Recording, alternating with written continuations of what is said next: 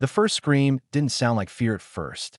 It sounded like confusion, the kind that comes when something suddenly goes wrong and the mind hasn't caught up yet. "Daddy, please help her." The words cut through the noise of the waterfront plaza like a blade. Ethan Cole froze mid-step, one hand wrapped around a paper cup of coffee, the other holding his daughter's small fingers. He'd been laughing a second earlier, teasing 9-year-old Lily about the way she insisted the seagulls were watching people on purpose. The afternoon sun had been warm, the crowd relaxed, the world normal. That sentence shattered it. Ethan's head snapped toward the sound before Lily could even tighten her grip. Years of habit took over, the kind you don't unlearn no matter how long you've been retired. His eyes scanned fast, precise, filtering motion, posture, threat point 30 yards away, near a row of parked cars. A young woman was stumbling backward. 3 men boxed her in. Not drunk rowdy, not loud, controlled in the ugliest way. One at her wrist. Another stood behind her, too close. The third watched the crowd, shoulders angled outward, acting as a shield. Ethan felt Lily press closer to his leg. "Daddy," she whispered. He crouched instantly, bringing himself level with her. His voice stayed calm, steady, the same tone he used when thunderstorms rolled in too fast or nightmares pulled her awake. "Lily, listen to me," he said. "I need you to stay right here by the bench. Don't move. Don't follow me." Her eyes were already wet. "They're hurting her." "I know," he said, "and I'm going to make it stop." She grabbed his shirt. "Don't go." He covered her hands with his. "I'll be right back. Look at me." She did. "You remember what I taught you?" he asked. She swallowed. "Breathe slow. Count. Stay where people can see me." He nodded. "Good girl." He stood, handed his coffee to a confused older man sitting on the bench, and said quietly, "Please keep an eye on my daughter. I'll be back in 1 minute."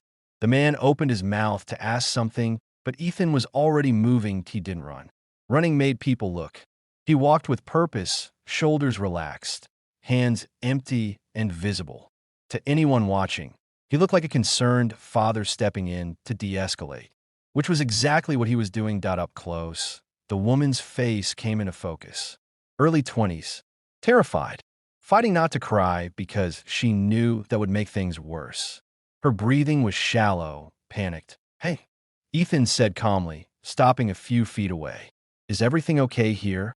The man holding her wrist turned, annoyed. "Mind your business." Ethan kept his voice level. "She looks like she wants to leave." "She's fine," another man said.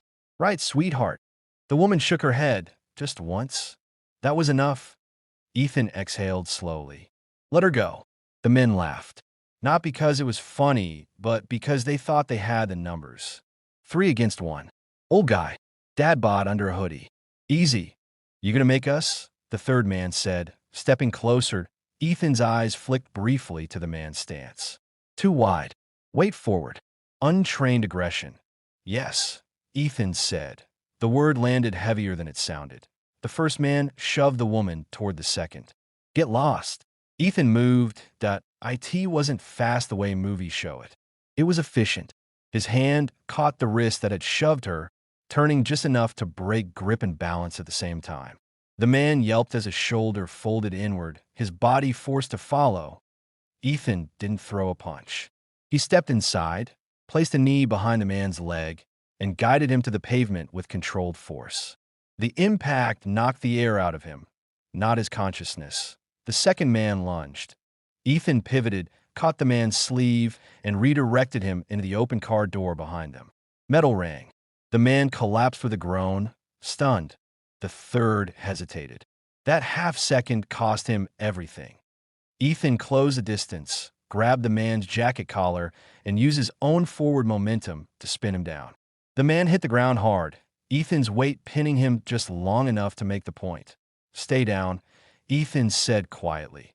The entire exchange took less than 10 seconds. The woman stood frozen, hands shaking. Ethan released the last man and stepped back immediately, hands open. "Go," he said to her.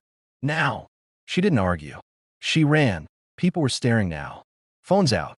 Someone yelling that the police were coming. Good, Ethan thought. He stepped back, positioning himself between the men and the direction Lily was waiting. All 3 were alive. breathing. Hurt, but not broken. Sirens grew louder. Dad. Ethan turned just in time to see Lily sprinting toward him, breaking away from the bench despite the older man trying to stop her. He dropped to one knee and caught her, holding her tight. "It's okay," he said, his voice finally cracking just a little. "It's over." She clung to him, shaking. "You saved her." He looked past her at the space where the woman had been. "She saved herself," he said. "I just helped." Police arrived fast. Statements followed. Witnesses confirmed what everyone had seen. A father intervened. No weapons. No excessive force. Clear self-defense and defense. Of another point, one officer studied Ethan longer than necessary. "You got training?" he asked. Ethan hesitated. "Used to." The officer nodded slowly. "Figures." They let him go. That night, Ethan sat on the edge of Lily's bed while she pretended to sleep. Her hand reached out, found his, and squeezed. "Daddy," she murmured. "Yeah, kiddo. Are you like a superhero?" Ethan smiled faintly in the dark. "No, but you weren't scared." "I was," he said honestly. "I just didn't let it drive." She seemed to accept that. Her breathing evened out. Ethan didn't sleep. The next morning, there was a knock on the door. Just after sunrise point, two uniformed officers stood outside. Between them, a man in a dark suit, posture straight, presence heavy without being loud. "Mr. Cole?" one officer asked. "Yes." The man in the suit stepped forward. "Ethan Cole, retired senior chief." Ethan's jaw tightened. "My name is Admiral Thomas Reed," the man said. "Navy." Ethan glanced back at the hallway where Lily was still asleep. The Admiral followed his gaze. "May we come in? This won't take long." Ethan stepped aside as the door closed behind them. The Admiral looked him in the eye. "Yesterday," he said, "3 men learned a lesson they won't forget. And a little girl learned what courage looks like." Ethan said nothing. "We need to talk," the Admiral continued, "about who you are and why yesterday isn't the end of this story. If you want to know what happens next and why one act of quiet courage brought the Navy to a civilian doorstep, make sure you subscribe to Generals and Truth Stories. The truth is only getting started." The Admiral didn't sit right away. He stood near the doorway, hands clasped behind his back, eyes moving slowly around the small apartment. The place was modest, quiet, lived in. A child's backpack leaned against the wall. A pair of running shoes by the door, worn but clean. Ethan waited. "I won't keep this longer than necessary," the Admiral said at last. "You didn't do anything wrong yesterday." Ethan nodded once. "I didn't think I did." "You didn't," the Admiral agreed. "You acted to protect someone who couldn't protect herself. And you did it without escalating things." Ethan's jaw tightened slightly. "That wasn't luck." "No," the Admiral said. "It wasn't." The two officers remained silent, respectful. This wasn't an interrogation. It was a conversation between people who understood certain things without needing them explained. "There's a reason I'm here," the Admiral continued. "The woman you helped yesterday didn't just file a statement. She refused to leave until she knew who stepped in." Ethan frowned. "I told her to go." "She did," the Admiral said. "And then she came back later with a clear head. She recognized what you did. Not just the act, but the way you did it." Ethan glanced toward the hallway again. Lily's door was still closed. "I left that life behind," Ethan said quietly. "For a reason." "I know," the Admiral replied. "Your record speaks for itself. And so does your resignation." Ethan's eyes flickered, just briefly. "I didn't come to drag you back," the Admiral said. "I came because yesterday created ripples." "What kind of ripples?" Ethan asked. "The kind that reach people who pay attention," the Admiral said. "And the kind that can put a target on your back if you're not careful." Ethan exhaled slowly.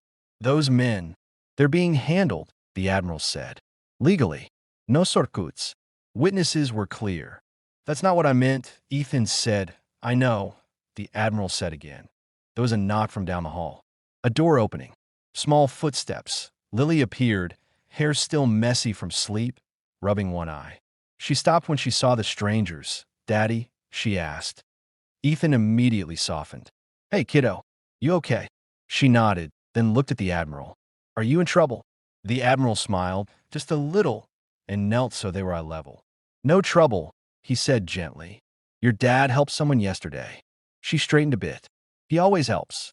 The Admiral looked up at Ethan. That seems to be the pattern. He stood and gestured to the officers. We'll step outside for a moment. Once the door closed behind them, Ethan crouched in front of Lily. You remember what I said about yesterday? He asked. That you did the right thing, she said. Yes, he said. And that sometimes doing the right thing brings attention. Is that bad? Not bad, he said. Just something to be careful with.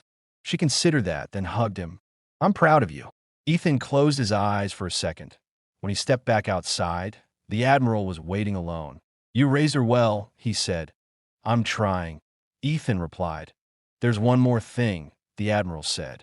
Yesterday wasn't an isolated incident. Ethan's eyes sharpened. Explain. There have been reports, the Admiral said, choosing his words carefully. Not organized crime. Not anything official. Just groups who assume intimidation works because most people look away. Ethan said nothing.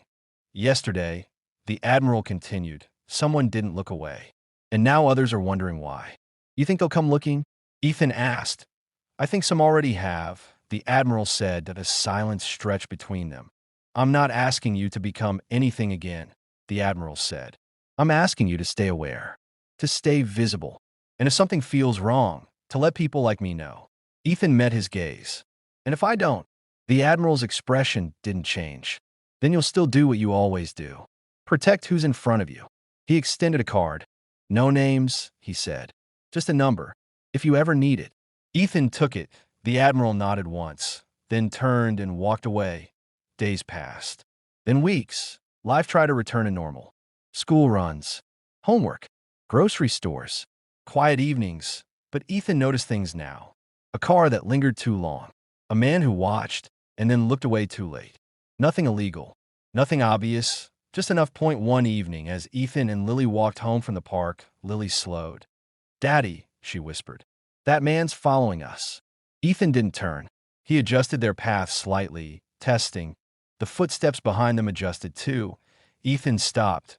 Lily, he said calmly, stand behind me. The man hesitated when Ethan turned. I think you're lost, Ethan said evenly. The man raised his hands. I don't want trouble. Then you picked the wrong walk, Ethan replied. The man backed away, eyes wary, and disappeared down another street. Lily looked up at her father. You knew. Ethan nodded. I hoped I was wrong. That night, Ethan made a decision. Not to fight, not to hunt, but to be present. To teach Lily awareness without fear. To volunteer. To stay visible in the community. To make it clear that some people don't scare easily, and they don't stand alone. Months later, the waterfront plaza was quieter. Safer. Not because of patrols or speeches, because people stepped in. Ethan watched Lily laugh with friends, the same bench nearby. The same place. Different feeling. She ran up to him, smiling. Daddy, guess what? What? I helped someone today, she said proudly. Ethan smiled, a deep, tired, grateful smile. I'm not surprised. If this story moved you, if you believe quiet courage matters, and if you want more true-style stories about strength, integrity, and standing up when it counts, make sure you subscribe to Generals and True Stories, because the strongest heroes don't wear capes. They hold their child's hand and step forward anyway.